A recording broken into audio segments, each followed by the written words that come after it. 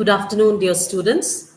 Now, in yesterday's class, I was telling you about the machineries for industrial disputes. Okay, so before going to the next topic, I will just brief you about this. So I told you that there are various causes for industrial disputes. Okay, so it may be the disputes because of the wages, it may be because of other economic factors, or it may be because of the management related factors. Okay, like if the management is not ready to accept whatever the decisions are given by the employees, even that can lead to a dispute. So I told you that there are various causes for industrial disputes. On the other hand, dear students, in yesterday's class we started with one of the very important topic, that is about the machineries for settlement of industrial disputes. I already mentioned to you in yesterday's class that it is very important topic from your examination point of view. And when we started with the machineries for industrial disputes, I told you that there are four main machineries that can be identified for the settlement of industrial disputes. Of course, the first one is conciliation. Then you have the court of inquiry. Then you have voluntary arbitration as well as adjudication. Okay. Now, dear students, I told you that, see, according to Section 4 of the Industrial Dispute Act of 1948, first of all, whenever you're writing something about industrial disputes, it is always advisable for you to mention about the Industrial Dispute Act, which was passed in the year 1947. Okay, now what you people should keep in mind is that, so when it comes to the concept of conciliation, now let us say there is a dispute and they want that dispute to be settled. What they can do is they can go for this conciliation procedure. I told you that for any industrial undertaking where 20 or more persons are employed, okay, a commissioner, an additional commissioner, or a deputy commissioner, he can be appointed as a conciliation officer. And I also told you, dear students, that within a period of 14 days, okay, so within 14 days time of commencement of the settlement of dispute, 14 days time will be given for the judgment to be given by the conciliation officer. Now, if in case the process of conciliation does not work, then again you can refer the case to the board of conciliation. I also told you about the board of conciliation, dear students. Okay, and apart from that, I told you about the court of inquiry. So in case the conciliation officers were not in a position to settle the dispute, the appropriate government — what do you mean by the term appropriate government? Appropriate government means it can be the state government or the central government. Accordingly, they can constitute the court of inquiry, okay, for inquiring any matters with regard to the industrial disputes. Now, when it comes to the court of inquiry, dear students, I told you that in case the conciliation fails to resolve the dispute, definitely the court of inquiry will be constituted and they have to submit a report within a period of 6 months' time. Okay. And the report that will be submitted by the court will be published by the government within a period of 30 days time. And I also told you, dear students, that the court of inquiry is basically a fact finding agency. It is basically constituted to reveal the cause of the dispute, okay, and does not care much about the settlement. So when you use the term court of inquiry, it basically says that it is a fact finding agency, and whatever the report of the court which will be submitted by the court within 6 months time, that will be definitely published by the government within a period of 30 days of report. And dear students, one more very important concept is that please keep in mind, whenever a dispute has been referred to the court of inquiry, it cannot stop the workers from going for a strike. Okay, just because a case has been referred to the court of inquiry, it does not mean that you can stop the workers from going to a strike. No, Even during that period, the workmen can go for a strike.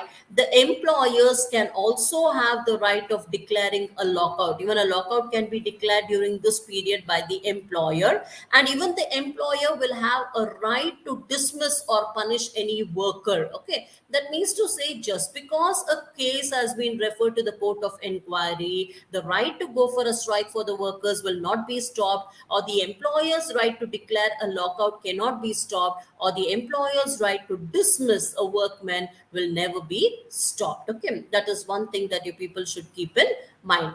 And apart from that, dear students, I also went to another concept about arbitration. I told you that when the conciliation officer or a board of conciliation, it fails to resolve the dispute, you go to the court of inquiry. Even there, if the dispute cannot be resolved, what you can do is you can go to another important body, which is called as the arbitration. Now, dear students, with regard to arbitration, please keep in mind, I told you very clearly that this was one of the methods of settlement of disputes which was advocated by Mahatma Gandhi ji, the father of our nation.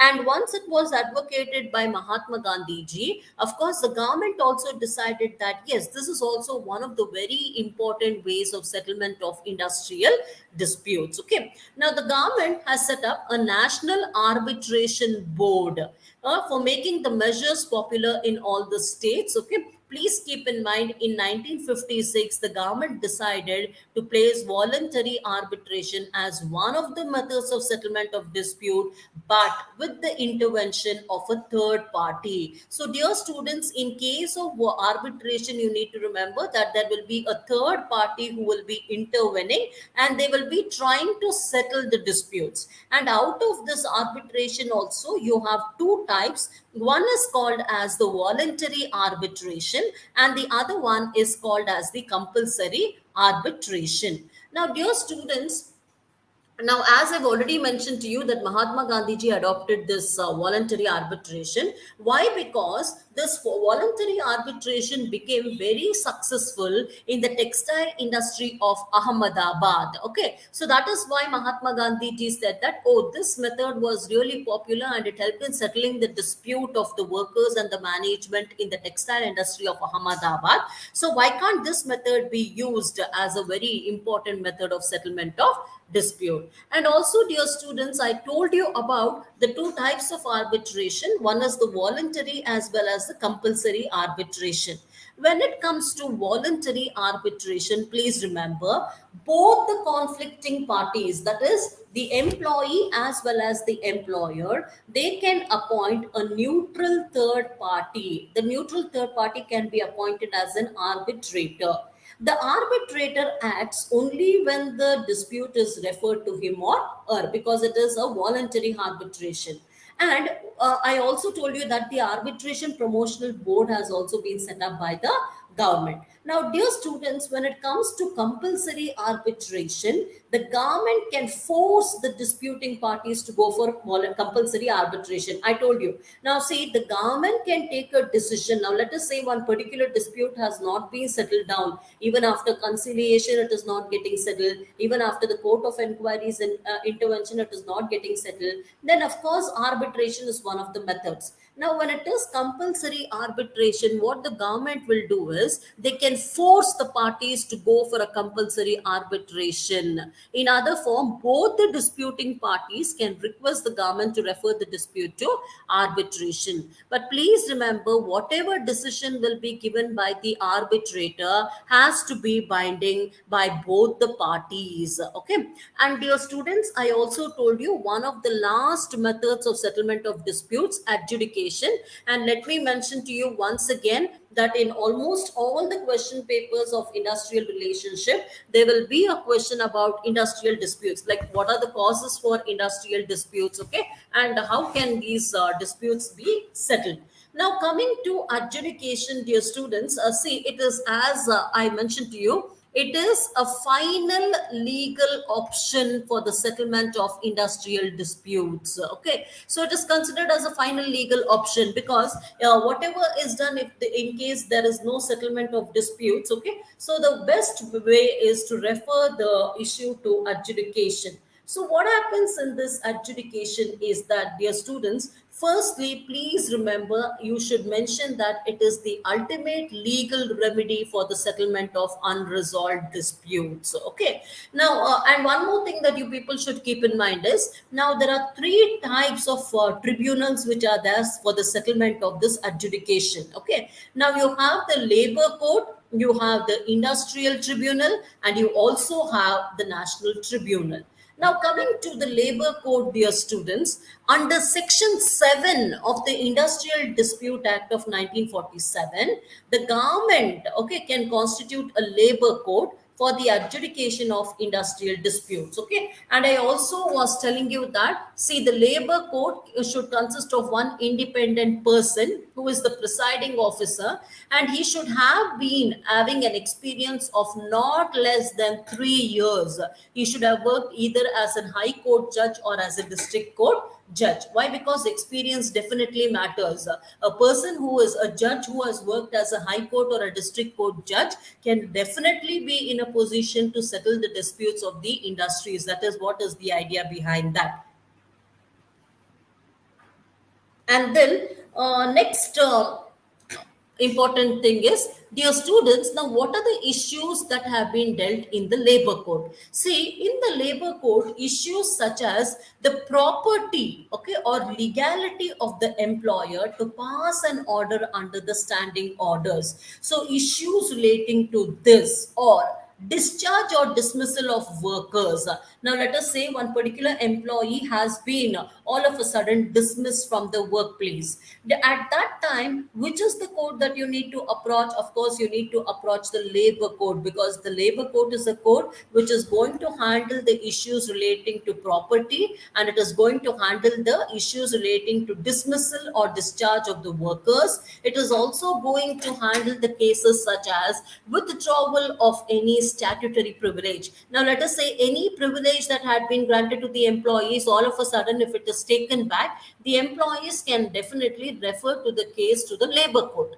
And then illegality of a strike or a lockout. Okay, now in case the strike or the lockout that is happening in the organization is illegally happening. Okay, now see, without any reasons, let us say the employees are going for a strike, and the work has been withheld for a certain period of time, then definitely you can go and approach the labor code. That is, the management can apply for the labor code. On the other hand, if the management also go for an illegal way of lockout, even then the employees, if they are not happy about it, they can definitely go to the labor code for getting the settlement of the issue.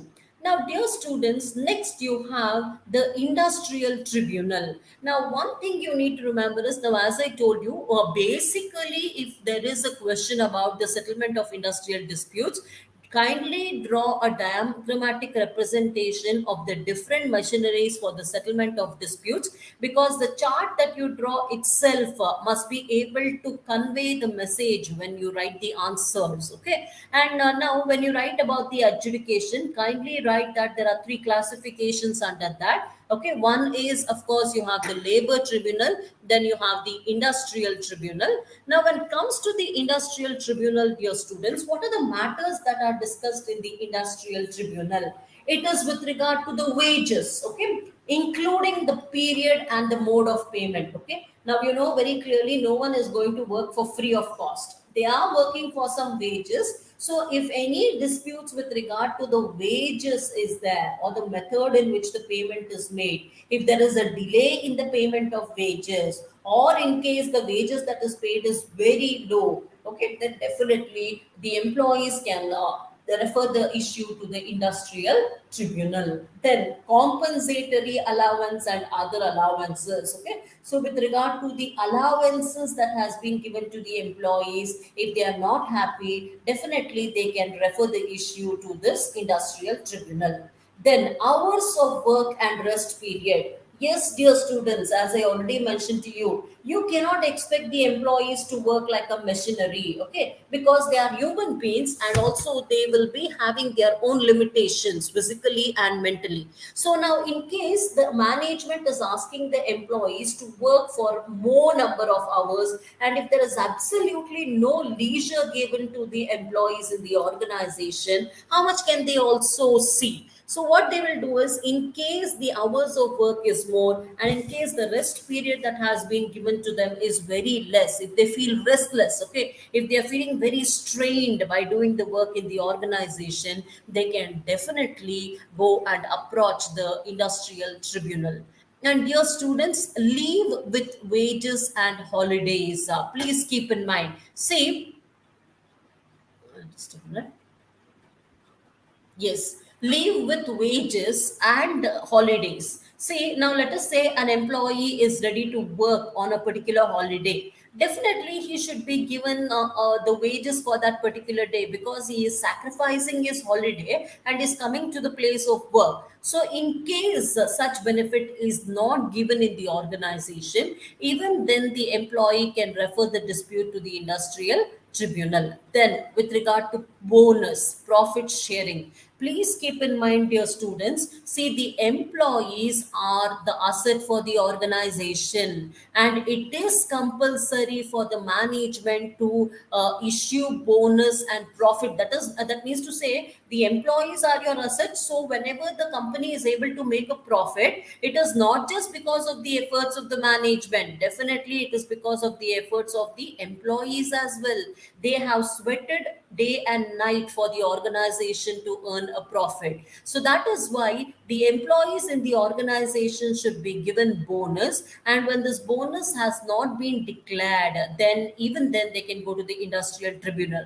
And dear students, as all of you know, provident fund and gratuity, you know very clearly. See, in these days, now let us say the employee retires from the organization, okay, and he's not having any money with him. How is he going to lead his livelihood?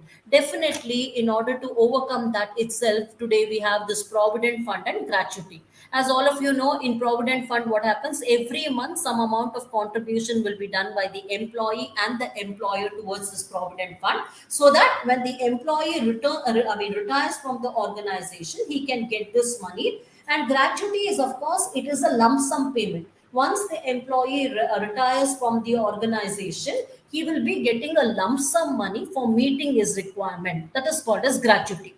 So, if there is any issues with regard to provident fund gratuity, definitely the employees can approach the industrial tribunal. Then rules of disciplinacy. Now, see, disciplinacy is one thing which is very, very important, dear students, as you all know. Now, in any organization, there will be some disciplinacy which is expected from the management as well as from the employees. Okay, so it may be with regard to the way they dress, the way they talk, the body language, all that will matter. And also, some terms and conditions will be there which they have to follow. If there is any violation of this rules and regulation, and if there is indisciplinary in the organization, definitely it will affect the reputation of that organization. That is why, if there is any violation of disciplinary, violation of rules and regulation, definitely the employees or the employer, they can approach the industrial tribunal. Then, retrenchment of the employees. Yes, dear students, this is also one of the cases. See, retrenchment of the employees is removal of the employee from the industry for any reason. If the employees have been removed, now let us say all of a sudden, now in case let us assume that the company is not able to stand the competition in the market, okay, so they are having so much of goods that is staying in the stock in the in their go down, but they're not able to sell the product. What happens? They will not be able to continue, so they may suddenly remove the employees from the work. That can be called as retrenchment. If they're retrenched from the work, the employees, where will they go and suddenly search for another job? So even for such issues, the employees can go and consult the industrial tribunal. And closure of an establishment. See, all of a sudden, if an organization is closed down, what is going to be the situation of the employees? So that is also one more cause for industrial, wherein the industrial tribunal can be contacted for the settlement of the dispute. And dear students, the third and one of the most important tribunal, okay, for the settlement of the industrial dispute is the national tribunal. Now, as the word itself indicates, national means it is for the national level. Okay, so this national tribunal also happens to be one of the tribunals which is helping the industries for the settlement of the disputes. See, if you see here, this is the third one man adjudicatory body appointed by the central government. Please remember, a national tribunal is a body which is appointed by the central government. Why? Because it is at the national level.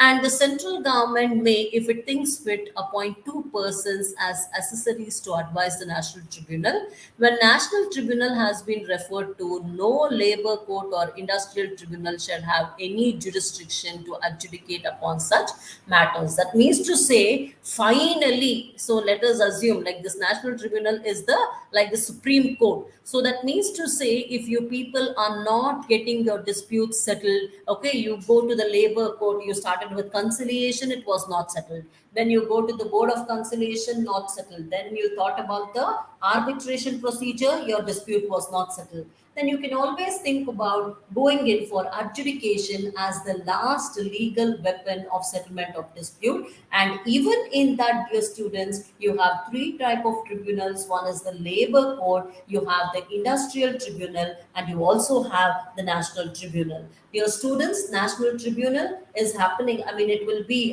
constituted by the central government. So your disputes as a final go can be settled here, okay, so that the disputes can come to an end, so that there can be good harmonious relationship in the organization. So let me mention to you once again, dear students, the causes for industrial disputes and the machineries for the settlements of industrial dispute happens to be a very, very important concept in your industrial relations subject. It's very, very important.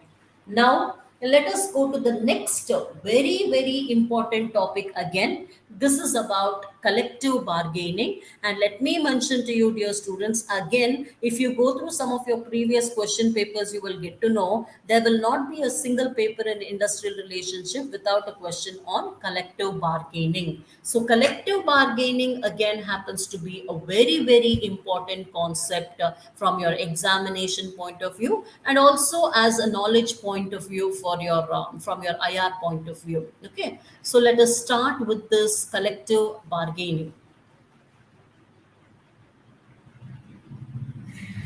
Yes,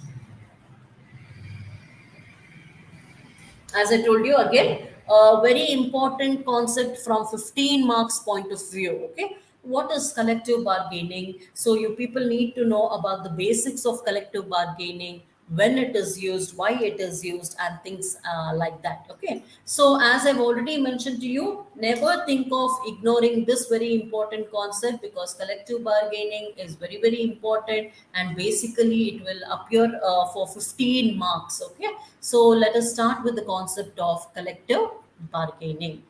Dear students, first of all, the term collective bargaining was used in the year 1891. Okay, so you should remember all this. Whenever you're writing an answer, it should not just directly start away just like that. You should give an introduction to that. Okay, so see, this concept of collective bargaining was first used in the year 1891 by Beatrix Webb, a founder of Field and Industrial Relations in Britain. It refers to a sort of collection of negotiation and agreement that has existed. Okay. Now, the concept of collective bargaining was introduced very late in India. That means to say, although the concept of collective bargaining was introduced in 1891 in Great Britain, what you need to remember is it was introduced in India very late, because in India trade unions were formed very late, and it was in 1962 that this concept of collective bargaining came. Now, you need to understand some of the definitions of collective bargaining and what is this collective bargaining, first of all. Collective bargaining is an agreement between the employer or an association of the employers on the one hand and the labor union on the other hand. So, dear students, first of all of you keep in mind that the concept of collective bargaining came into existence in the year 1891 in Britain, but in India it became very popular after 1962 onwards. But it was actually very late when it was introduced in India. But the main definition of collective bargaining is that it is an agreement between an employer or the association of the employers on the one hand and the labor union on the other hand.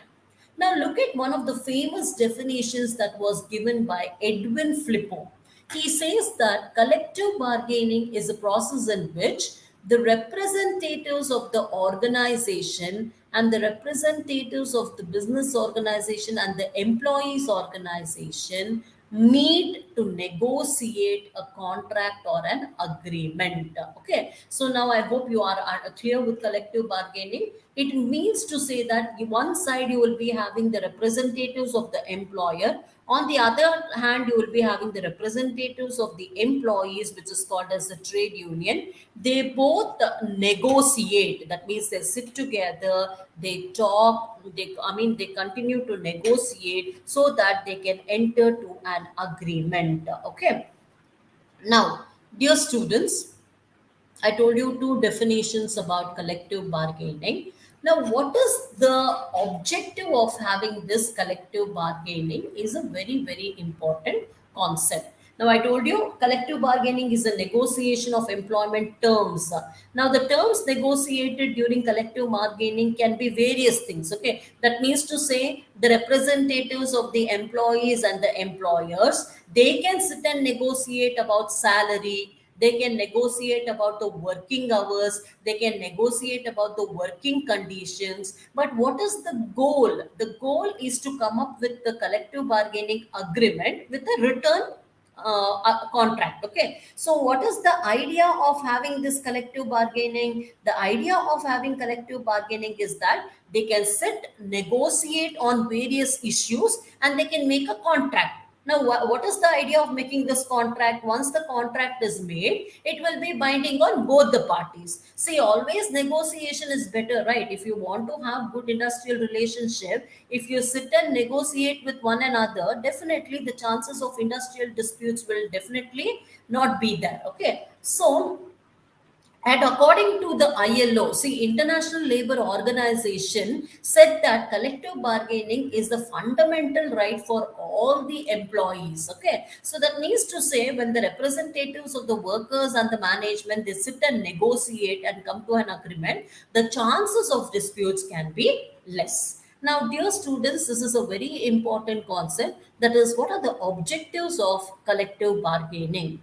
To provide an opportunity to the workers to voice. That means to say what? Now, see, I told you that during this collective bargaining, various issues will be discussed. Okay, it may be with regard to the working hours, it may be with regard to the other demands like salary, it may be with regard to working conditions, job security. Okay, all these issues will be discussed. But then, when you think about having collective bargaining, there is an opportunity for the workers to raise their voice. That means to say, not to shout at the management. They can definitely think of giving their suggestions and opinions. So that is why collective bargaining plays a very important role, because it is giving an opportunity to the workers to tell out their suggestions, to give their piece of advice, so that they can arrive at a proper contract.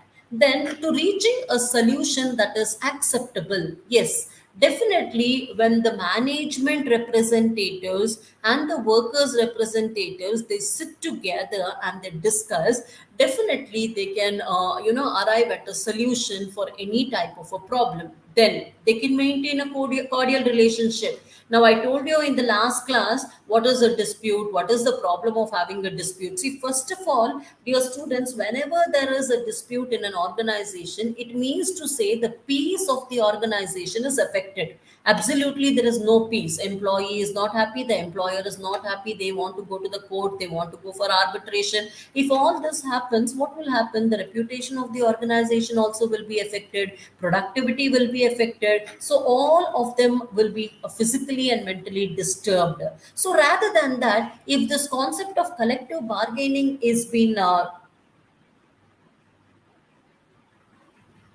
okay, if the concept of collective bargaining is being accepted, what will happen is there can be a cordial relationship between the management as well as the workers. Okay, and then to promote democracy, yes, dear students, see, to promote democracy. Democracy is one term which is very, very important. Democracy is nothing but the freedom. See, when both the parties sit and negotiate, that means to say there is a freedom that is given to the employees also to speak up, and the management representatives will also speak up. So, what is happening here? Because of collective bargaining, the idea, the intention is to promote democracy, and this will definitely prevent strike. Now, dear students, as I already told you, see, once if there is collective bargaining which is being accepted in the organization, what is going to happen is that the employees will not go for a strike. Okay, why? Because see, whatever are their demands, they are going to sit and negotiate. Once they negotiate, the chances of them going for a strike will be reduced. And once the chances of them going for a strike is reduced, it is going to enhance the productivity. So, dear students, please keep in mind the main idea behind collective bargaining is that there will be cordial relationship in the organization. All the terms and conditions relating to their work can be discussed, and this will definitely increase the productivity in the organization. And dear students, to resolve and prevent all conflicts and disputes in a mutually agreeable manner. See, if they sit together and discuss, if they sit together and negotiate, definitely any issues can be settled down easily. Rather than making the issue big, going for a strike, going for a lockout, going for an arbitration adjudication, if you follow this collective bargaining technique, definitely the employees will also be happy on the one side, and the management will also be happy on the other side. And dear students, it will develop a conductive atmosphere. What do you mean by a conductive atmosphere? It means to say everybody will love the peaceful environment in the organization, because all of them have negotiated and settled the issues, and they are not going to go anymore for any type of a dispute. So, to provide stable and peaceful organization, if there is collective bargaining followed in the organization, definitely the chances of disputes will be less, and you can think of having peace in the organization. Okay. Now, dear students, before going to the next slide, let me tell you once again, all of you, please remember that collective bargaining happens to be the representatives of the workers, the representatives of the management, they sit together, they negotiate, okay, and during this collective bargaining, as I already told you, they can negotiate about the working condition, about the salary, the working hours, compensation, etc. Okay, and as I already told you, according to the International Labor Organization, it is a fundamental right for all the employees. That means to say they are getting a freedom to express through collective bargaining. So, collective bargaining is a process of negotiating the terms of employment between the employer and the employees. Okay, and the process takes place between the management and the labor union. As I told you, labor union plays a very important role here, because they are the representatives of the employees. Okay, and I told you, please remember the goal of collective bargaining is to come up with agreement or a contract, and they do not want to make any type of an issue bigger. Okay, now, dear students, coming to the next important slide, this is about the characteristics. Now, what are the characteristics of collective bargaining? First of all, as the name itself indicates, it is collective in nature. So, collective bargaining is a two-way process. It is not a one-way process. It is a two-way group process wherein the representatives of the employers and the representatives of the employees, they are going to sit and negotiate. That is why it is called as a collective process. And strength, both the parties in collective bargaining are strong. Both of them will be equally strong. Why? Because here you will be having the association of the employer on the one hand, on the other hand you will be having the trade union. You know how strong the trade unions are today. So both the parties are strong and both of them negotiate. Voluntary, both the parties come to negotiation table voluntarily. Okay, it is based on discussion, so it is nothing but forcibly they are coming and sitting to discuss about something. No, it is based on mutual trust and understanding. Both the parties come to the negotiation table, both sit together and they make the decisions. Okay, and they should always come to a decision in such a way that both the parties will be in a win-win situation. Okay, then formal. It is a formal procedure in which certain employment related issues are to be regulated at national organization and workplace level. And please remember, it is a flexible and continuous process. Okay, so this collective bargaining does not start and stop on one particular day. It is a continuous one. Now, every now and then, if you want to discuss anything about the working condition or about any of the compensations that has to be given to the employees, you can always come and you can discuss. Okay, so it is flexible and a continuous process. And improvement, it is a method to improve the employer employee relationship in the organization and to resolve any type of a conflict. Even if there are any conflicts, what can happen, you can sit there and discuss and mutually come to an understanding rather than making the topic bigger.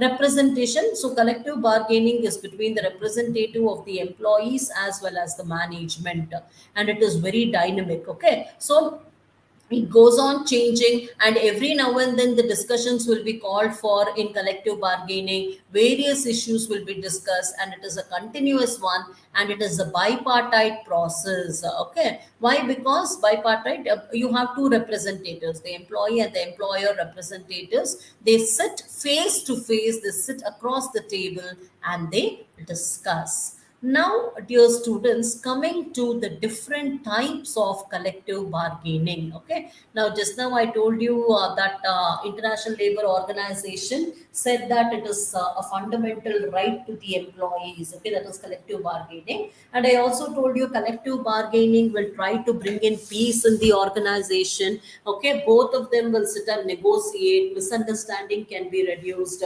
All that I told you. Now, what you need to see is about the types of collective bargaining. Dear students, there are different types of collective bargaining. Again, this is very important. See now, as you can see here, now this is just one diagrammatic representation.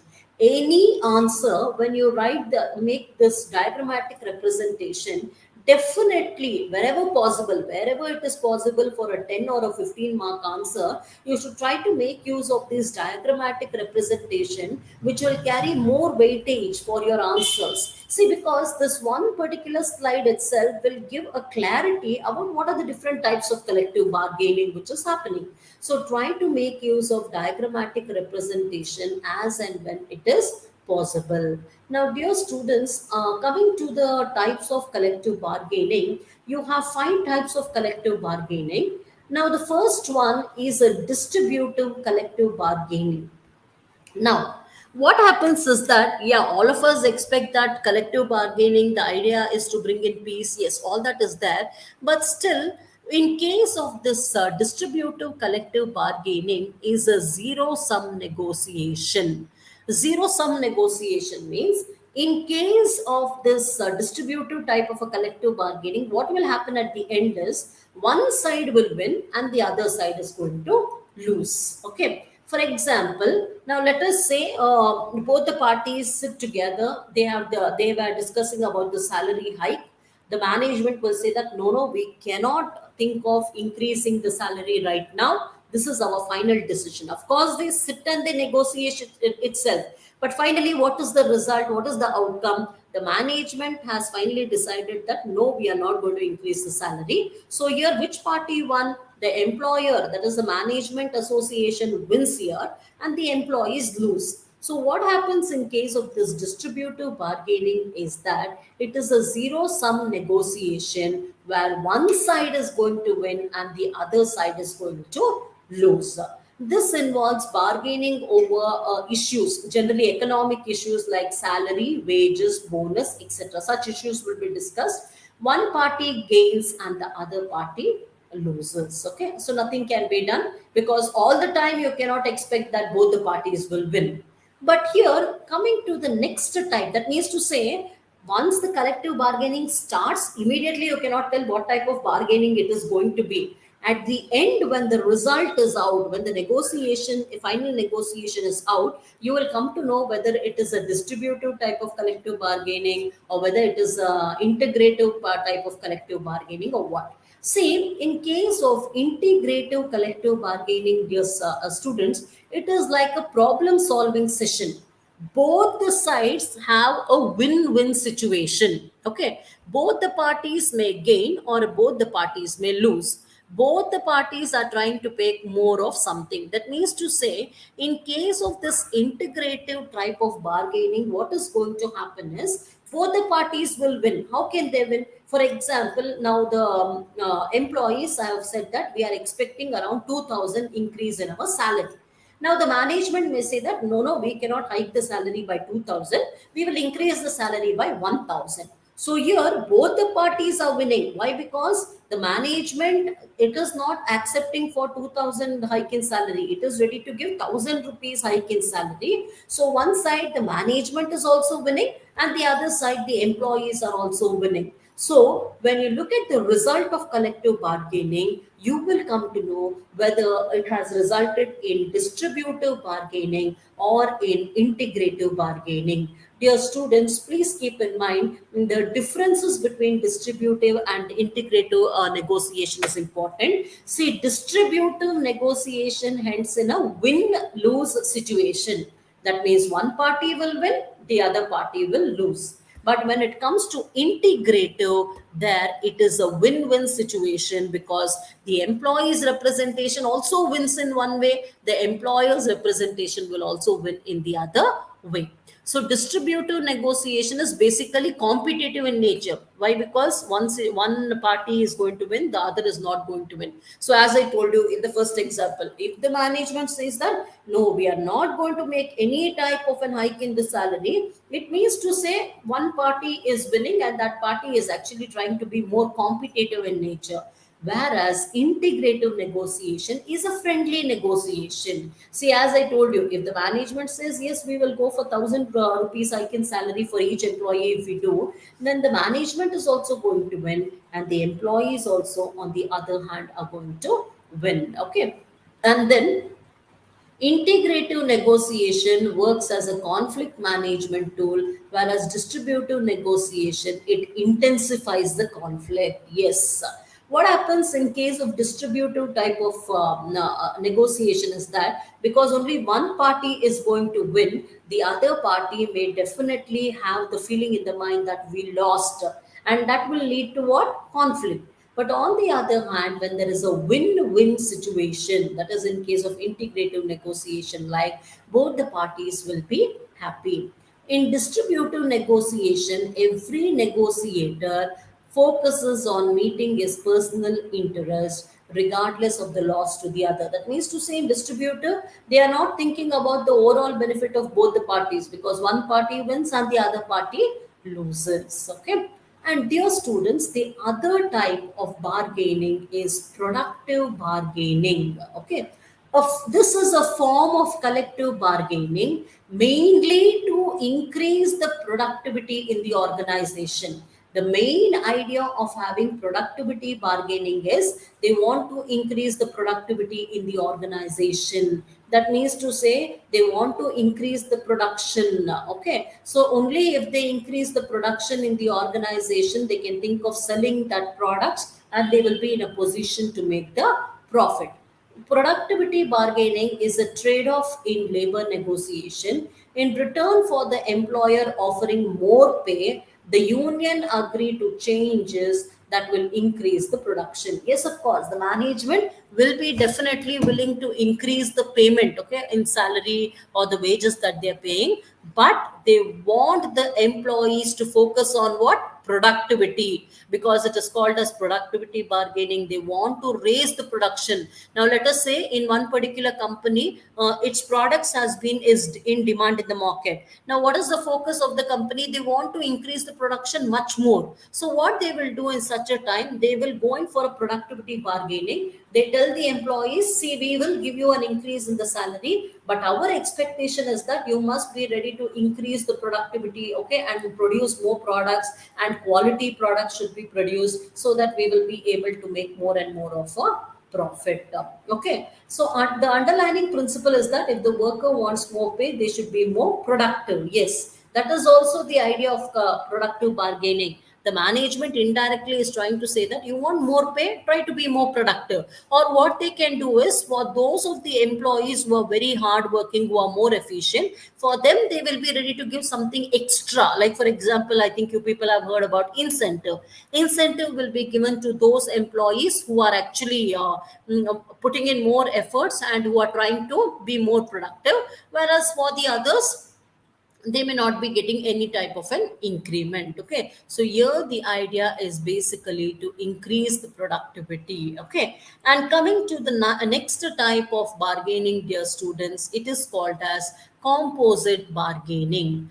Composite bargaining refers to a negotiation that focuses on a number of elements that are not related to payment. One thing that you people should keep in mind is, just a minute, I'll tell you once again. See, distributive bargaining means one party wins and the other party loses. Integrative bargaining means it is a win-win situation for both of them. Productive bargaining means here the focus is to increase the productivity. The employee who is going to be more productive, he'll get more amount in the form of salary or incentives. But the person who does not, he is less productive, he will not be getting any type of incentive. Now, dear students, this composite bargaining, it is not with regard to payment. They are generally related to welfare and job security.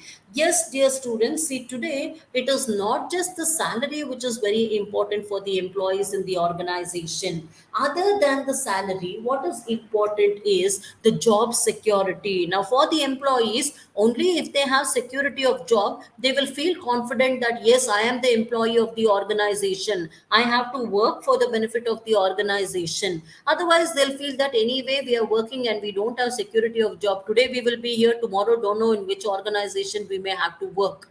If that is the case, they will not be happy.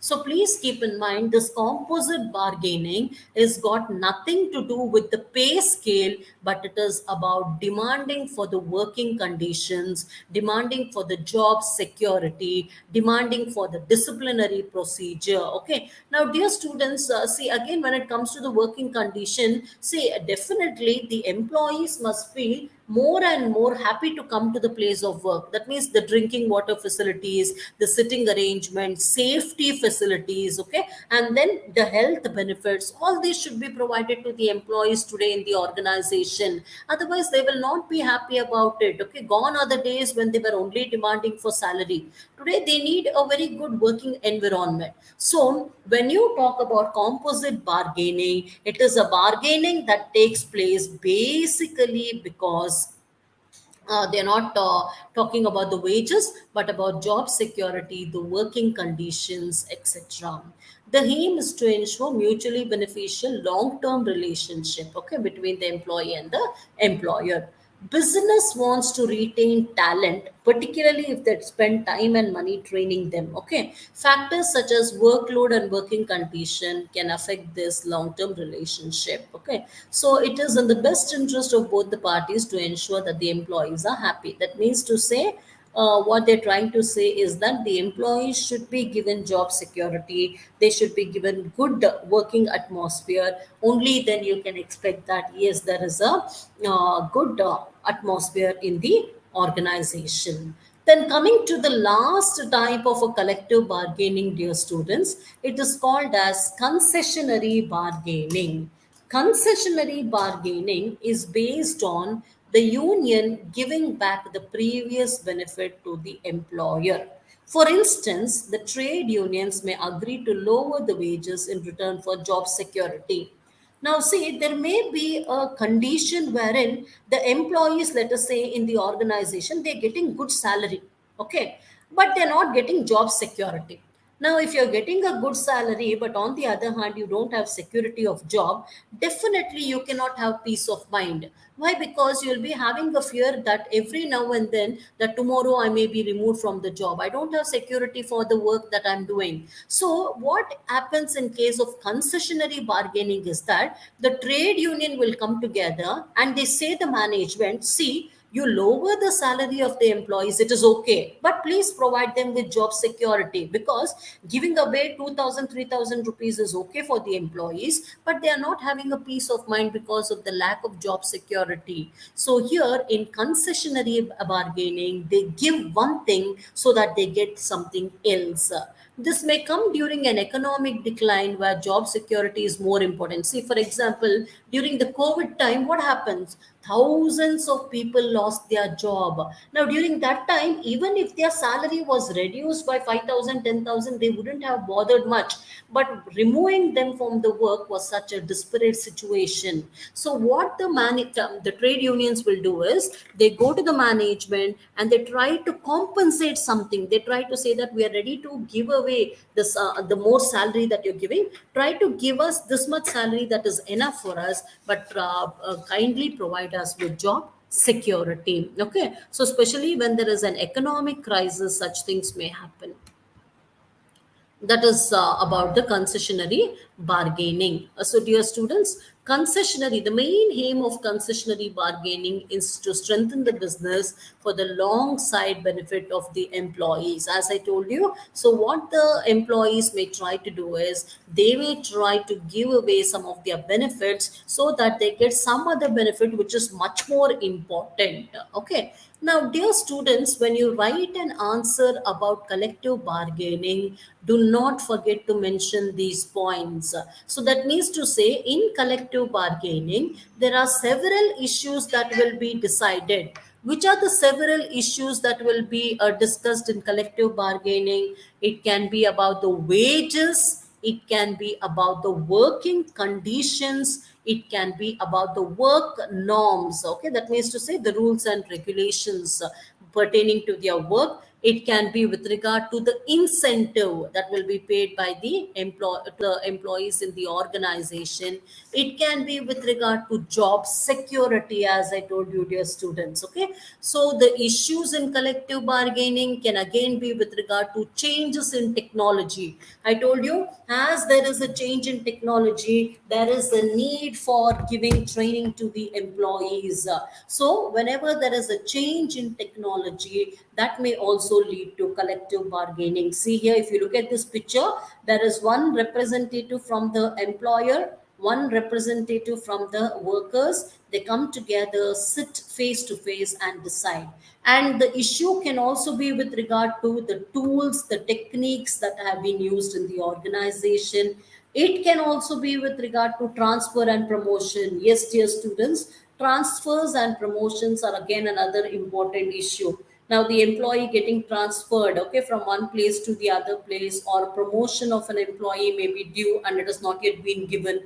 So, transfers and promotions can also be discussed in collective bargaining. Grievances, any type of a problem that the employees are facing, that can be discussed. Then with regard to disciplinary matters, yes, discipline is one important concept which is very important. So disciplinary issues can be discussed. With regard to health and safety, okay, now as I was telling you, before 1948 there was not much safety provided to the employees, whether they're working in a mining industry, you're working and operating a heavy machinery, no safety equipments were provided to the employees.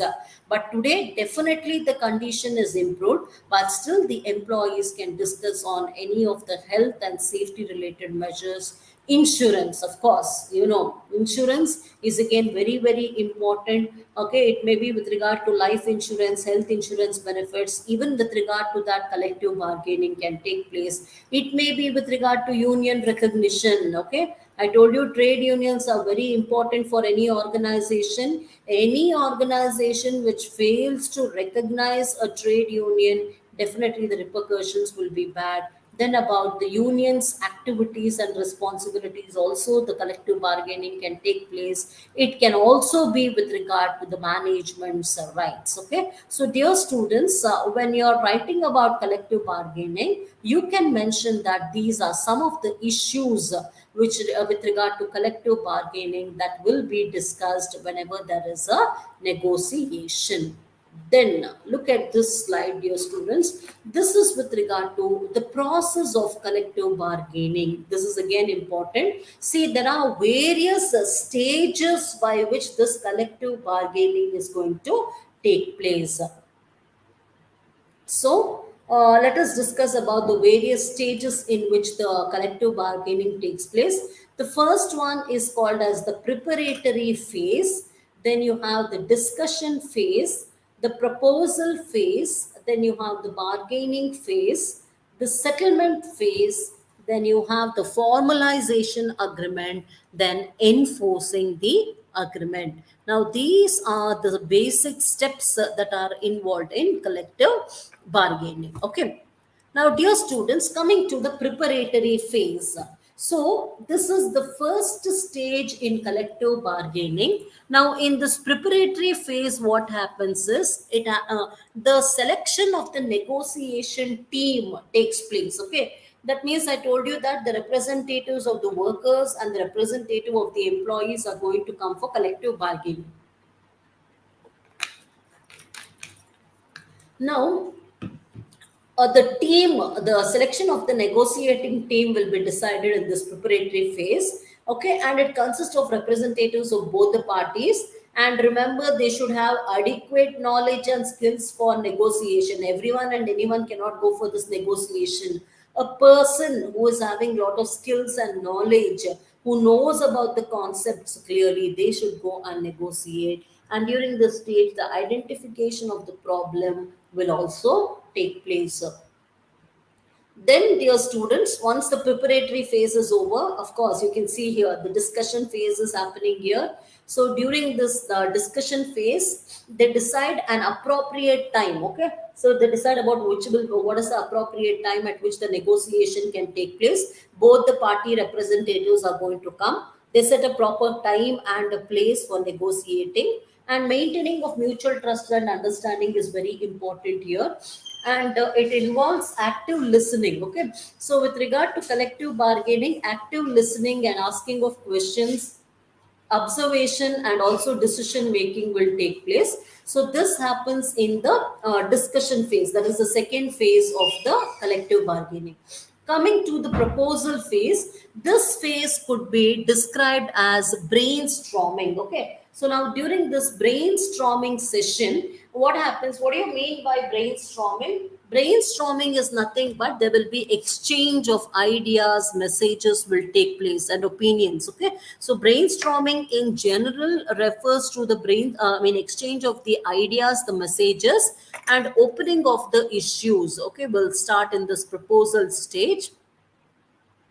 And then the bargaining phase, of course, both the parties are going to place their demands. They will try to negotiate, they try to settle down the problems. Okay, so that is the bargaining phase. And the settlement phase starts with, this stage is described as consisting of effective joint implementation of the agreement through shared vision, strategic planning, and negotiated change. Okay, so here the agreement will have to arrive at, because it is the settlement phase. So agreement will be made based on some common decisions. Okay, and dear students, you have the next important phase, which is called as the formalization of agreement. So drafting an agreement after good bargaining happens, a formal document will have to be placed, right? So I told you that both the parties sat together, they negotiated, they decided about when to negotiate. They had a lot of what to say, the agenda of the meeting was there.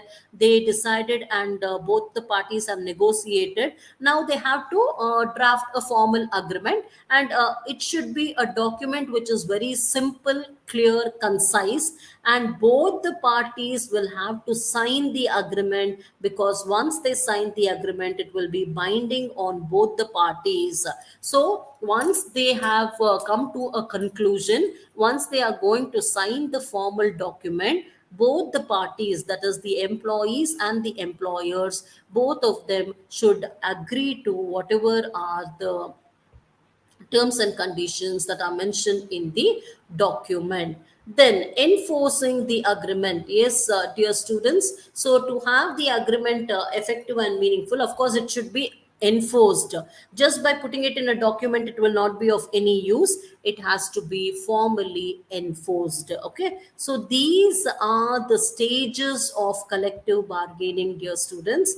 Apart from this, the last concept under collective bargaining is the principles of collective bargaining. Now, dear students, I told you that collective bargaining, it's very important, and it involves negotiation between the representative of the workers and the management. So one thing you should keep in mind is there are some principles that have to be followed for for the collective bargaining to be effective. Okay. So when you talk about the principles of collective bargaining, that is, you have to look at the principles from the point of view of the management, from the point of view of the trade unions, and also from the point of view of the employees. Okay. So we will discuss with the different principles with regard to collective bargaining in tomorrow's class. So kindly